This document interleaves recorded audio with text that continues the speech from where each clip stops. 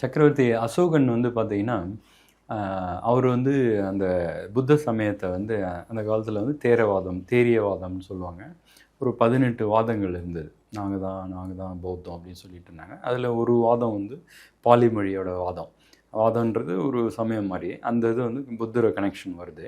So அதை எடுத்து அவர் வந்து பார்த்தீங்கன்னா, ஆல் ஓவர் இந்தியா பிரகடனம் பண்ணி, அவர் வந்து பண்ணும்போது பார்த்தீங்கன்னா 84,000 தரும கதவுகள் அப்படின்னு சொல்லிட்டு 84,000 புத்த கோயில்கள் மற்றும் மடாலயங்கள் பண்ணார் அவர். மடம் அப்படின்றது வந்து என்னென்னா அப்படின்னா, அங்கே கற்றுக் கொடுப்பாங்க. என்னது அப்படின்னு பார்த்தீங்கன்னா, பாலி மொழி. அந்த காலத்தில் வந்து படிப்புங்கிறது வந்து எல்லாருக்கும் கிடைக்கக்கூடியது கிடையாது. ஒன்லி வந்து பிராமின்ஸ் மட்டும் தான் படிப்பாங்க. சில அரசர்கள் வந்து படித்திருப்பாங்க. ஸோ அந்த பிராமின்ஸ் மட்டுமே வந்து அந்த சமஸ்கிருத மொழியை கற்றுக்கிட்டு இருந்தாங்க. மற்றவங்க கற்றுக்கணுன்னா ரொம்ப கஷ்டம். தமிழ்நாடை விட்டுருங்க. தமிழ்நாட்டில் வந்து அந்த காலத்துலேருந்து படித்திருக்காங்க.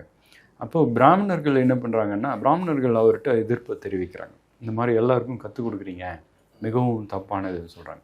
அப்போது அசோகர் என்ன சொல்கிறாருன்னா, ஒன்று நீங்கள் சமஸ்கிருதத்தை கற்றுக் கொடுங்க, நான் உங்களுக்கு எல்லாமே சப்போர்ட் பண்ணுறேன், இல்லைன்னா ஒதுங்கி போங்கன்னு சொல்கிறார்.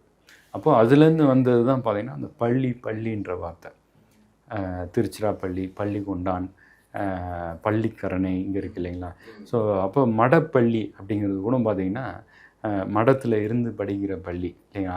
அதுலேருந்து வந்து மடப்பையா அப்படின்னு வருது. அவன் வந்து நெகட்டிவாக வந்து மடப்பையங்க, அவன் மடத்தில் பாலி மொழி படிச்சிருக்கான் அப்படின்னு, அதாவது மடப்பை. அப்போ 9 வருடங்கள் நாங்கள் படிக்கிறோம்.